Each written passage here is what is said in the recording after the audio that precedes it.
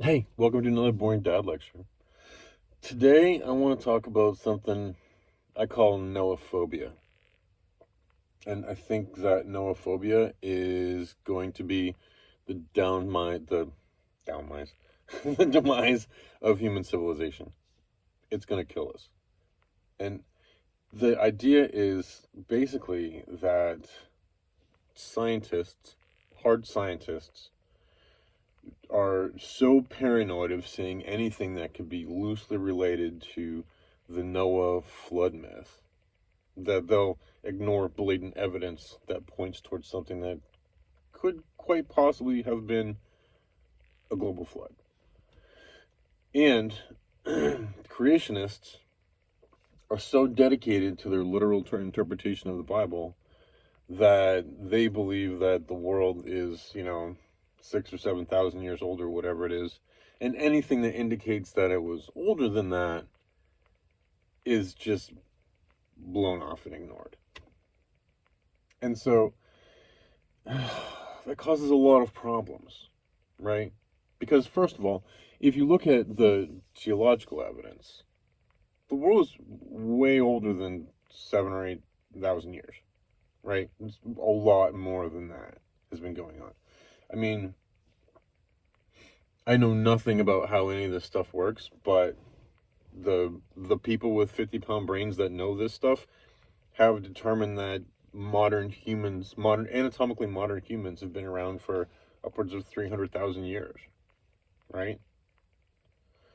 And so creationism, meh, what are you going to do? Now, but the thing that I keep running into with the hard scientists who just completely deny that there was ever a global flood is the fact that there's pretty strong evidence that there was at one point in time a global flood and major civilizations all over the planet, right?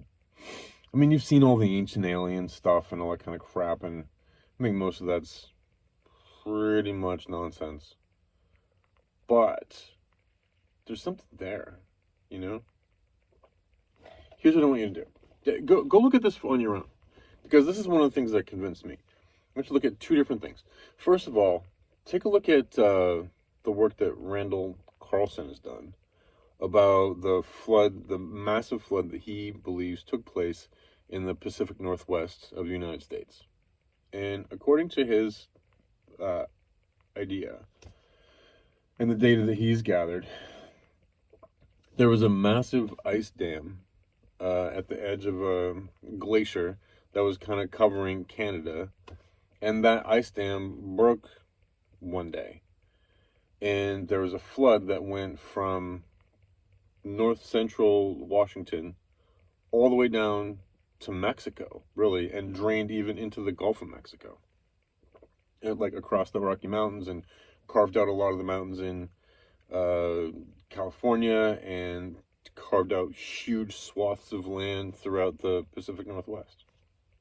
In fact, he's got a really cool video where he walks up to some of these like humongous chunks of rock, and I think they're even basalt, that are just laying in the middle of a field somewhere in Washington State.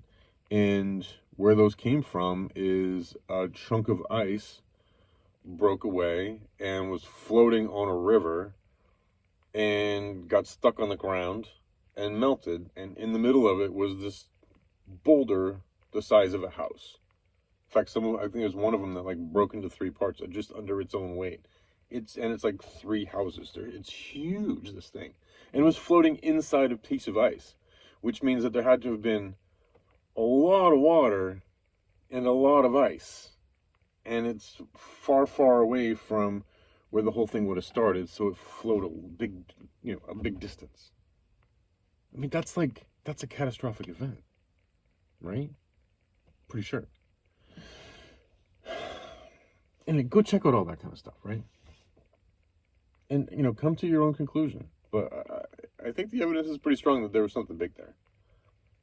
And the other thing that I've seen zero research on this whatsoever, but from a layman's point of view, not completely a layman, but mostly a layman's point of view, I believe that the same event whatever event it was that, okay, so backing up. So according to Randall's theory, there was a meteor that hit the Earth, and a sizable one, maybe a few of them, and it melted the ice caps, melted the glacial ice caps, over the course of a month or so. It caused, sea levels to rise. I think in some places like 400 feet over the course of just maybe a year tops. I mean, that's insane.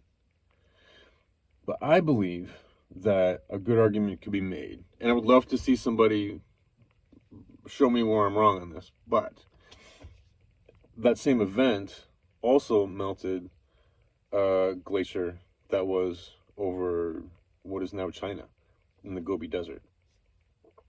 Because if you look at Google Earth, right? Just go on Google Earth and look at the Himalayan mountain range, right, on Google Earth. And you zoom out a little bit so you can see the whole thing. And the Himalayas look like a little smiley face, right? The North Pole's up here, India's down here, and the Himalayan mountains look like a smiley face, right? And if you look on the west side of it and you look on the east side of it, just from a layman's point of view, it looks like water flowed over both sides of the Himalayan mountain range, right? And you can see the swirl. Like if you've ever been in an area that's been flooded, or you've go out on your street after a big rainstorm, and you see how the water kind of comes and it leaves those like flowy patterns in the sand and everything like that. The Earth looks like that on the eastern side and the western side of the Himalayan mountains. And then if you go in with a little more detail, you can see that, okay, let me back up a little bit.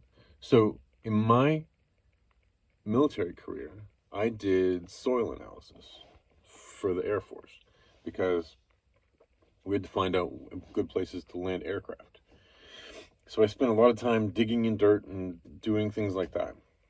And one of the things that I noticed is that, like in Iraq, for example, the soil over there is really, really hard. It has an incredibly high clay content. And also, I noticed that in Tajikistan, for example, we were doing some work over there, and underneath the airfields over there, the locals were telling me that the soil is just all river rocks, and it goes down about 150 feet, these guys said. And they're river rocks. They're like, from like maybe like a baseball size to like a watermelon size, down 150 feet. And that's what the soil around Tajikistan looks like. Interesting. And if you look at where Tajikistan is and where Iraq is and where the Sahara Desert is across North Africa, those are all like the basic layers of sedimentation that you're going to see if there's a flood. So it would make sense. And then also the same sort of thing if you look over on the eastern side through like Vietnam and Cambodia and all those countries and down into the Philippines and Australia, the erosion patterns that like in those tremendous mountains throughout that region look like there was a lot of water that flooded through there and ripped all that stuff out. And if Randall Carlson is right, then that means that whatever catastrophic event happened, whatever meteor struck that melted the ice caps there in North America, also melted the ones in Asia. And that's a lot of water that's got to go somewhere, right? And I was kind of skeptical about this, right? And I know that it sounds a little bit nuts. But the other thing that I looked at, which is really interesting, is if you take a look at where the major oil fields are in the world. Just go on Google and say, locations of oil fields in the globe. And you'll find little maps, and they got little red dots all over them, And you know what you find? They're in the Middle East. They're going down through Saudi Arabia. And they're along the north coast of Australia. And they're in some of those countries in those regions, north of Australia, heading up into the Koreas and stuff like that. Not in Korea, but like in some of those areas. There's a few oil wealthy nations there. And they're in the Gulf of Mexico. And they're in Texas. And what is fossil fuel?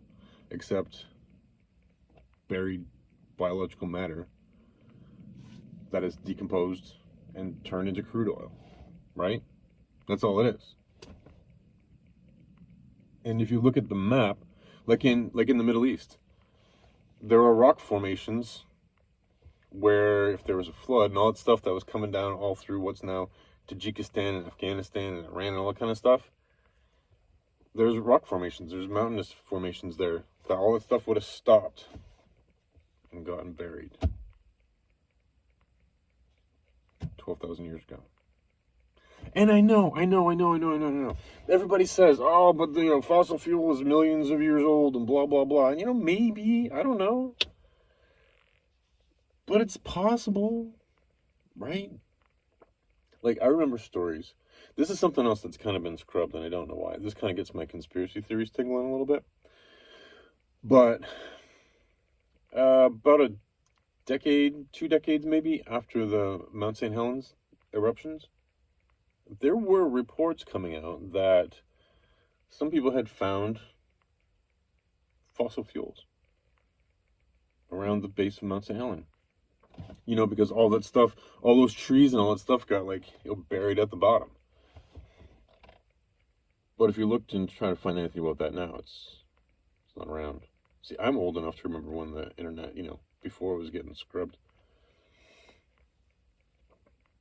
But it just seems like a common sense thing.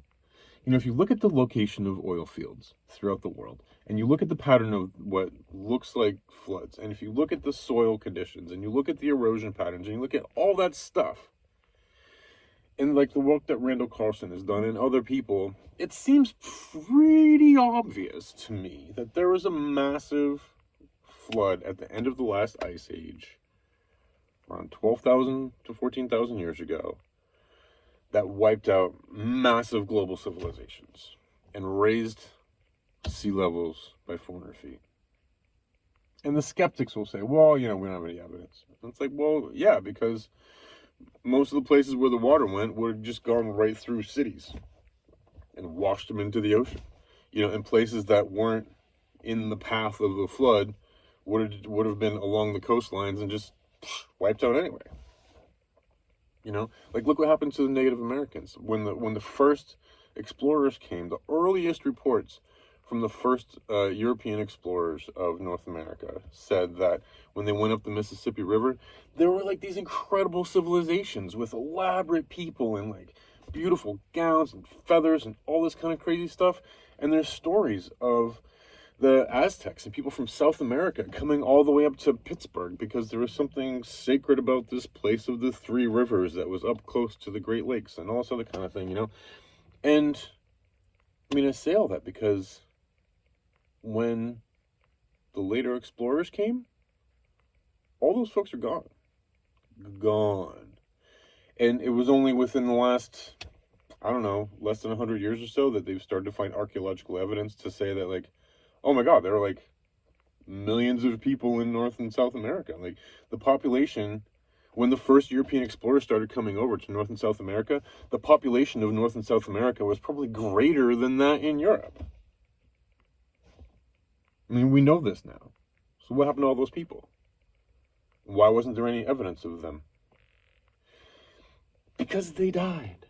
They died.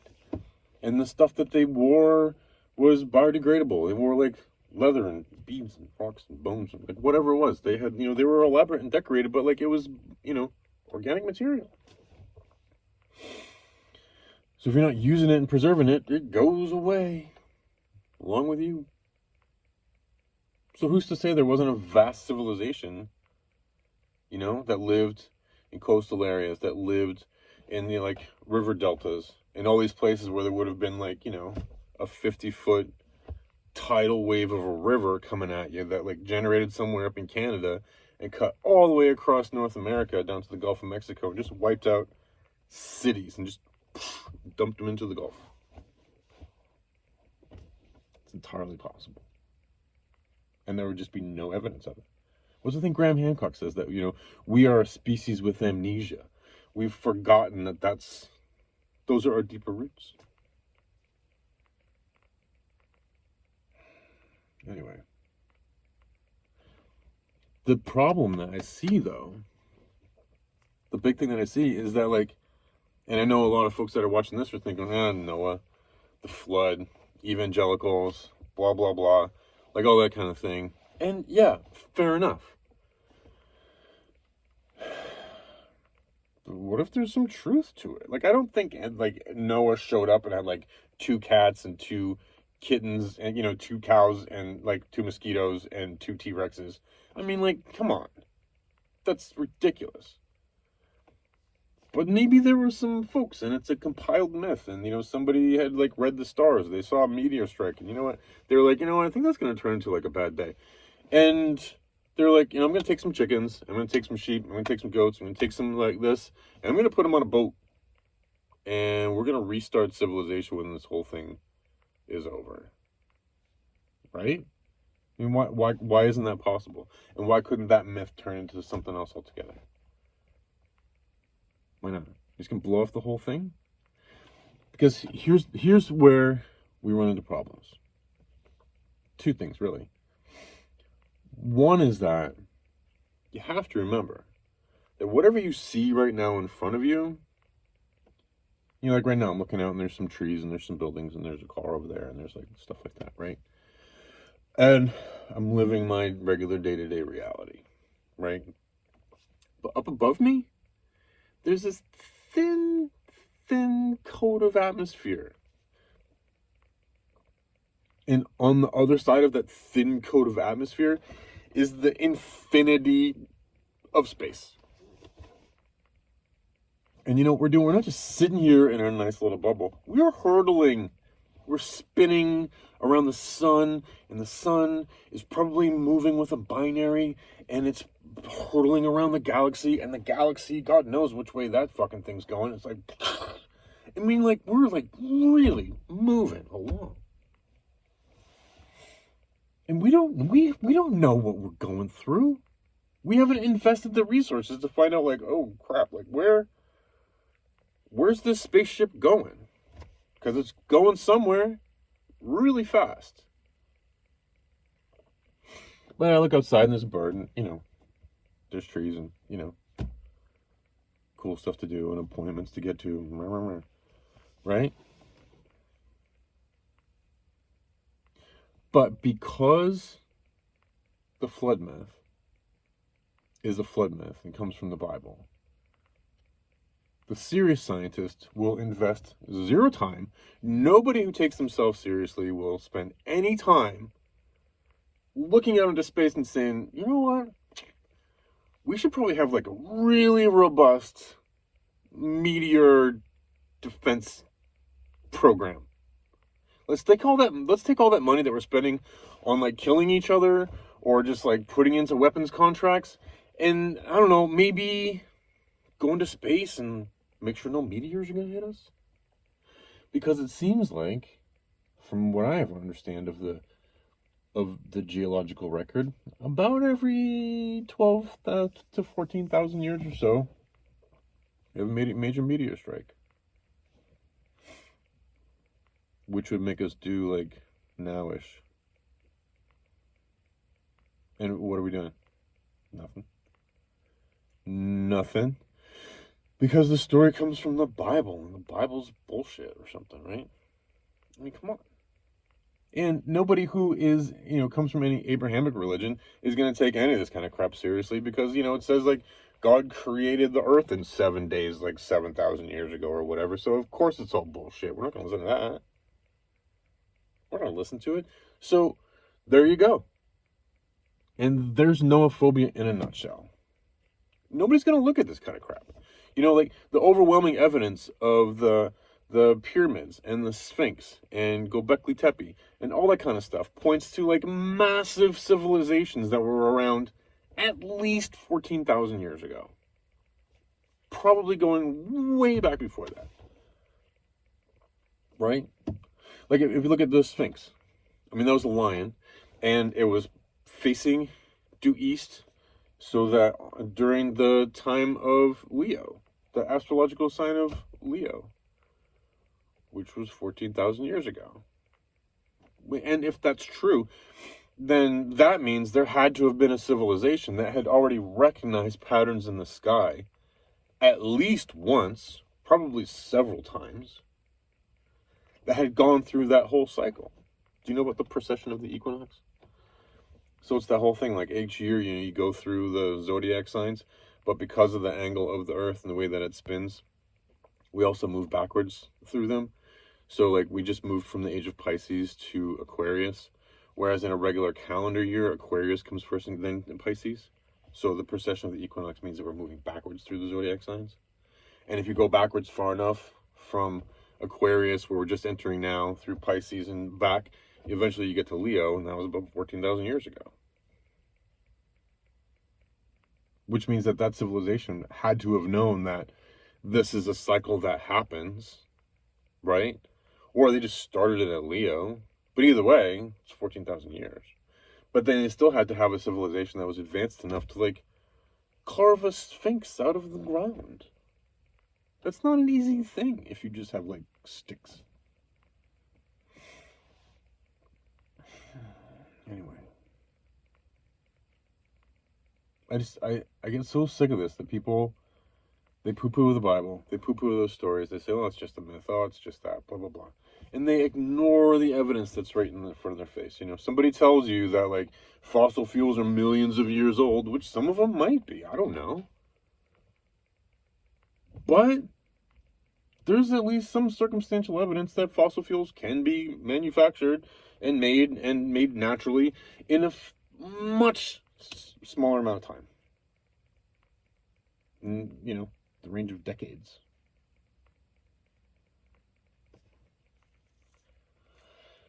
I don't know. But what I do know is that Noahphobia is stopping people from asking these questions and stopping people from getting real about this kind of stuff. And it may be stopping us from looking at the right areas in space to see if we're clear of meteors. That's what I know for sure. Anyway. I know I'm not right. I know I'm missing facts. Blah, blah, blah. But this is my perspective. I think it's something we have to be careful of. Just pay attention to. Because we need to know the truth. We need to know the truth. Anyway. That's my boring dad lecture for today. Got a little conspiracy theory on you. I hope you enjoyed. I love you much. I hope you're doing well. I hope you're finding success and love and prosperity and joy, and that you're being compassionate and wise in your life and in your relationships and in your vocation. I hope you're doing well. Love you much. See me soon. Bye.